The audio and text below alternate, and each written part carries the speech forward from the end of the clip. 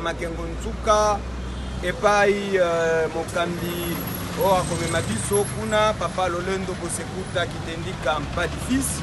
Et puis le 22 déjà tokozala na Brazzaville, de Brazzaville 23 Pointe-Noire epai Mamantu Mwangwa Kamfumu Diabayaya a organisé séminaire azo senga azo benga a invité penga moko na invité bangunza nyoso ya Angola ya Europe, ya Asie, ya Afrique Mobimba, ya Kinshasa, ya Brazzaville, ya Pointe-Noire. Beaucoup manquete vraiment na séminaire nabiso au thème eza Makuku, Matatu, Malamba, Masiki Misa Congo. Boy Malamu, ancêtre incarné déjà présent na Kinshasa, na capitale, ya RD Congo.